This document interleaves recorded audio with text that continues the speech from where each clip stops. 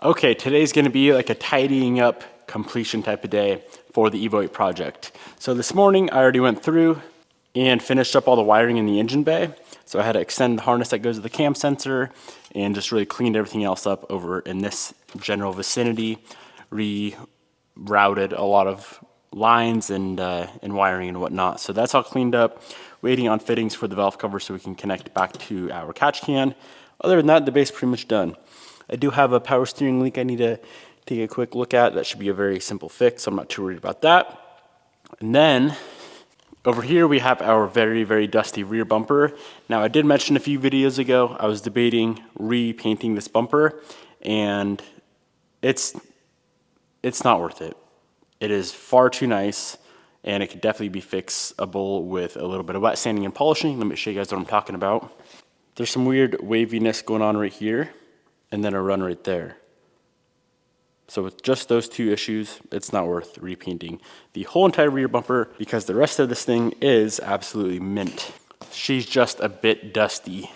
So before that can go on the car, because all the wet sanding and polishing will be done with the car complete, of course, I need to get the hardware, the brackets, the supports for that bumper powder coated.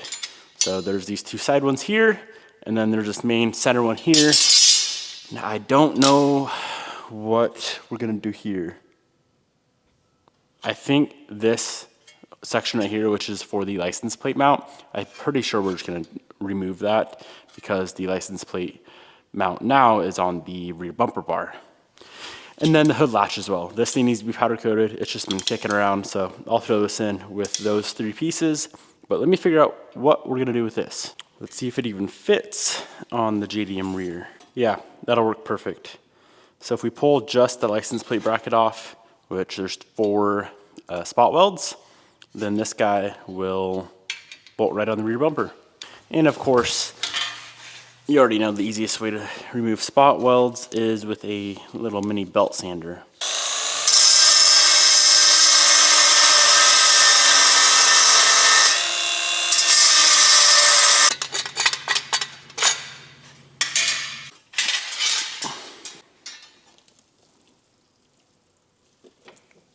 So after a quick sandblast, these things are ready for some powder.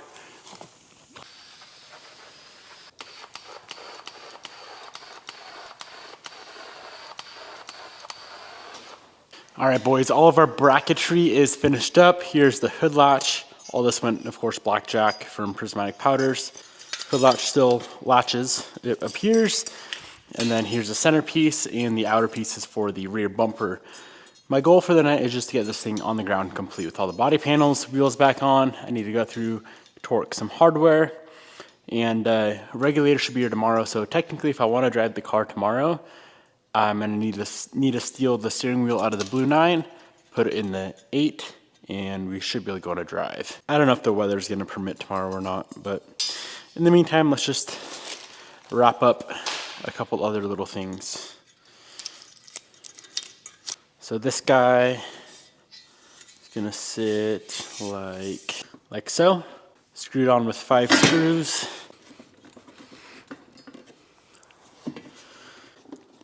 As soon as we get this bumper on, we can finally get the exhaust finished up as well. It's kind of just chilling right now. Needs to, of course, be aligned to the exit on the bumper. Okay, so that center bracket's on. Now, how are these gonna work? I didn't really think through this. These. What's gonna be the move here? All right, I think I figured it out. We may still need this piece. We can take care of this later while the bumper's on the car. Maybe. Let's just get the bumper on the car. If we need to pull it, not a big deal. Next up are these corner braces or corner brackets. These are held on with rivets. And I believe the rivet size that we're gonna be using is, let's see here, 1/4 inch? No. 5/32 is going to be the rivet size of choice. Having a good rivet gun definitely pays off. I think this one's pretty good. Made by Doyle. Seems to work well. I like to rivet a lot of things. Just to make sure the bracket's seated all the way, a little rubber C-clamp will do the trick.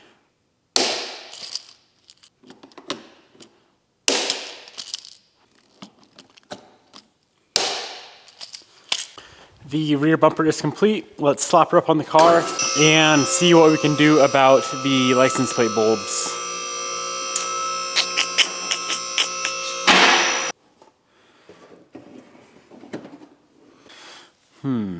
So my initial plan is not gonna work at all because I thought these were for the top of the plate and clearly they are for the bottom of the plate.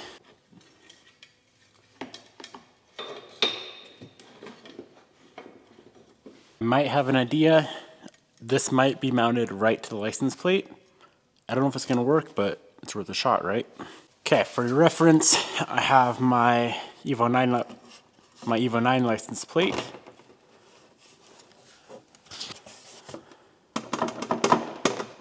That's gonna be a little floppy. That's a lot of weight to just put on a license plate. But what if I can attach that bracket somehow to the STM bumper beam? Let's give that a shot.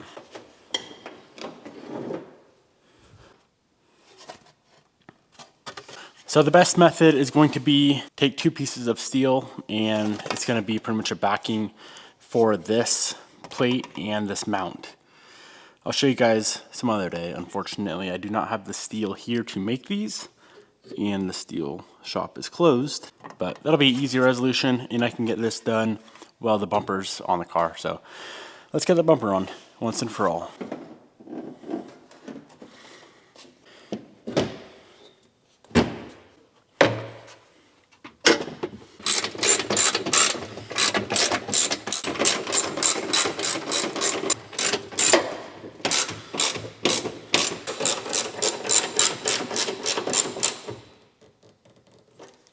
I don't want the exhaust too close to the bumper, otherwise we're gonna melt it. But if you have it too far away, it's kinda ugly looking. So I would say something like that is sufficient.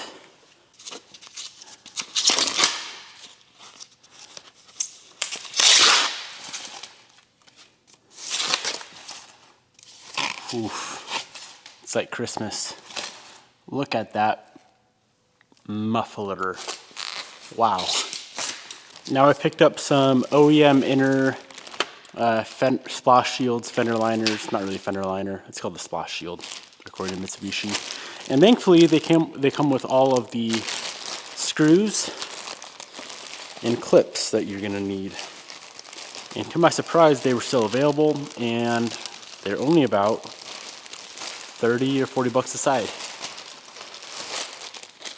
All the hardware.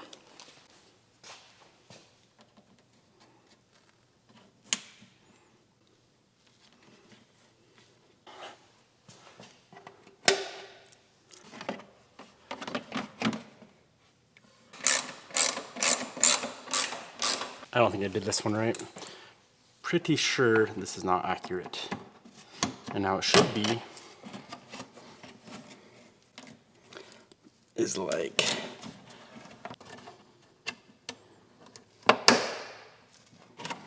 that. Oh yeah. Whether or not it's supposed to be like that, it's definitely cleaner like that, so that's how it's gonna be.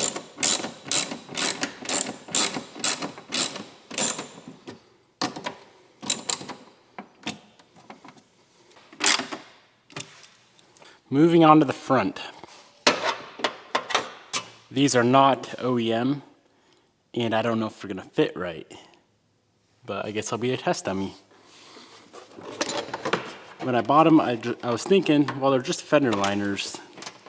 They gotta fit right. You know what I'm saying? But I could have been wrong, so I guess we'll see. So far not bad.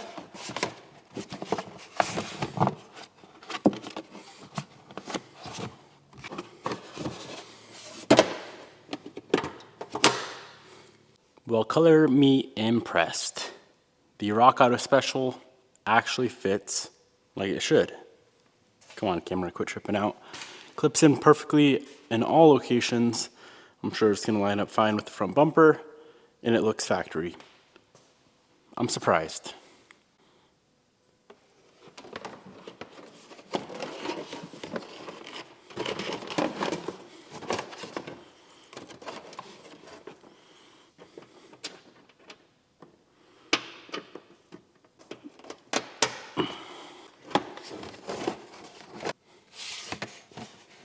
I picked up some little smoked out sequential side markers.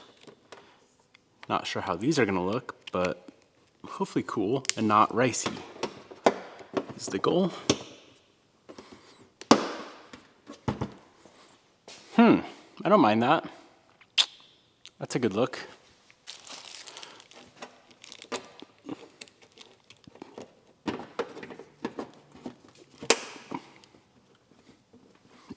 OEM, this hood latch should be paint matched,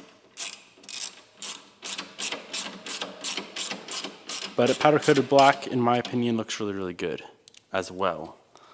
So that's what I did. Well, what do you say? Let's get some wheels on old Jimmy, get it on the ground, and see if it even looks cool. See if the wheels are the right choice, yellow's the right choice, gray calipers are the right choice. Heck, see if even building an Evo was the right choice. I guess it's time to bust out the proper lug nuts for this thing. None other than some titanium JD Custom lug nuts. We got 4 lockers, so someone don't jack our wheels. And then we have these guys here. 16 of the traditional lugs. Wow, that's nice.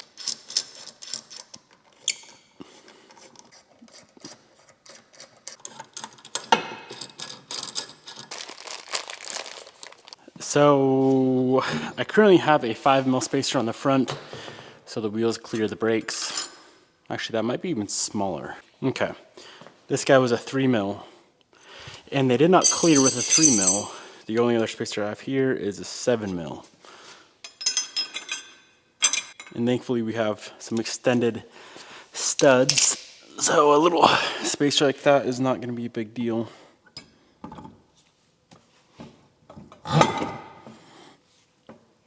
A 5mm will do the trick. So I'm going to order some 5mm. Smaller the better. These are a pretty aggressive wheel as is for a Evo 8. They're at 9.5 plus 22. They'll definitely fit good, but 5mm it is. Okay, let's do her. Let's get her on the ground and see if it's cool. Now keep in mind, we still need to do height adjustments, alignment stuff. Wheels are going to be all cockeyed and all over the place for now. And it might be a monster truck.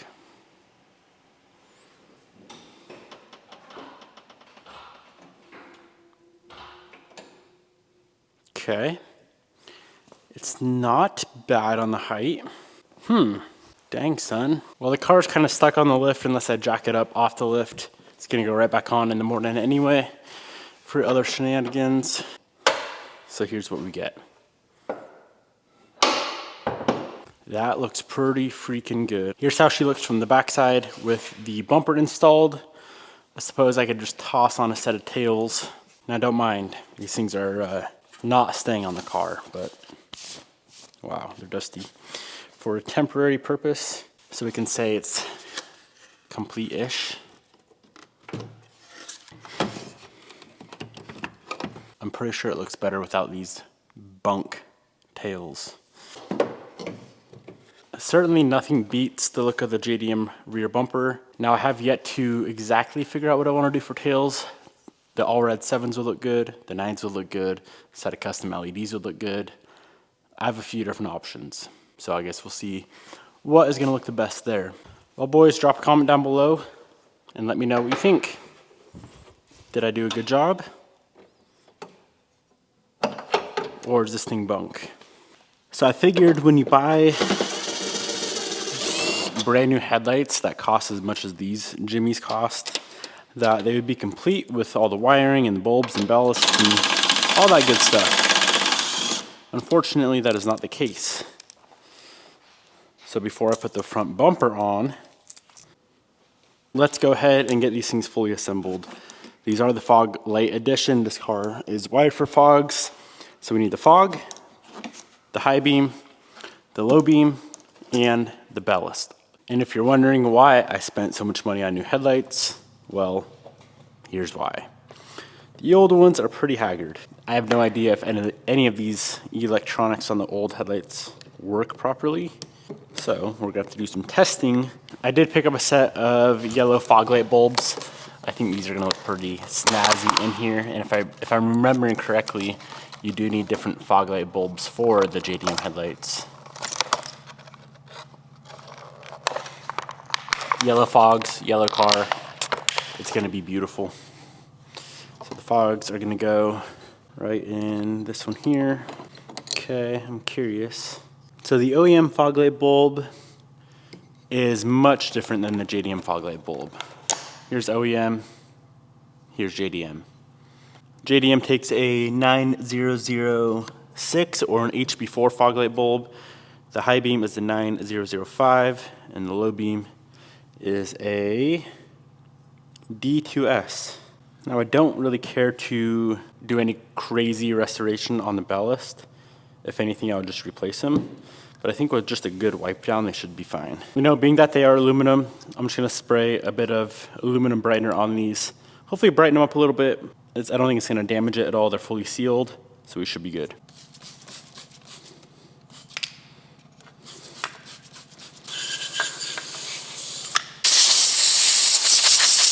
Now they're definitely not mint, but for a piece that is 20 years old, it looks really, really good. We're gonna have to feed the igniter cord up first. Hopefully it fits without making any adjustments. So the igniter cord goes from the ballast and it connects onto the back of the HID bulb. There is this little grounding clip right here. I'm not sure exactly why it's needed. Some headlights have it, some don't. And the last thing to go on is this back cover.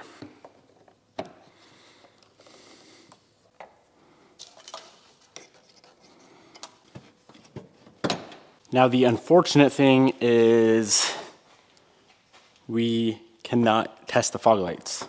Dumb Devin over here ordered the proper pigtails and then misplaced them. I looked for a couple minutes, could not find them anywhere, so I'm just gonna order another set. But being that they are a different bulb than OEM, you need a different wiring connector or pigtail than OEM as well. But that's not a problem. We can easily get those installed with all the headlights on the car. Let's see if everything works. That should be low beam. That does not work. That should be high beam. And I forgot the blinker bulbs. I did not know this, but apparently the blinker bulb itself is also different, US versus JDM. Taking L's after L's. Well, let's figure out why the low beam don't work. I need to get those pigtails ordered up, and then we can get the bulbs ordered up for the blinker, and we will be done with the headlights. So the first thing I'm gonna check is the fuse for this headlight. Here's all the headlight fuses right here. 6 total, it appears. Low beam, high beam, side marker. Okay, all the fuses are good. Now what I'm gonna try, I'm gonna pull the headlight off the passenger side, put it on the driver's side, plug it in, see if the low beam works. If it does, it's something internal in the headlight, meaning either the bulb or the ballast went out. Okay, so by plugging in the passenger side headlight on this side, we now know it's not anything on the car. Let's go ahead and swap the bulb for starters. This is my brain's way of diagnosing things. Makes the most sense to me. If it ain't the bulb, it's got to be the ballast. If it ain't the ballast or the bulb, then it just doesn't want to work. So with the headlight plugged in, if we go ahead and plug in this ballast right here, you can see the bulb does not light up. Okay. Now if we unplug, take this bulb, plug bulb into the other ballast, and plug her in, bulb lights up. So that means the ballast is bad. Imagine that. So in total, we need 1 ballast, 2 bulbs for the blinkers, 2 pigtails or wiring connectors for the fog lights. That's a lot. Well, friends, that is gonna be a wrap. If you're expecting a first drive tomorrow, you probably will not be let down because I'm planning on driving this thing tomorrow. We need glass installed. We need a couple other little things done as well. Steering wheel, fuel pressure regulator, things of the sort. And then first drive, if the weather holds out and it's not dumping rain or decides to snow, this thing's gonna be ripping around the streets. I'll see you boys then.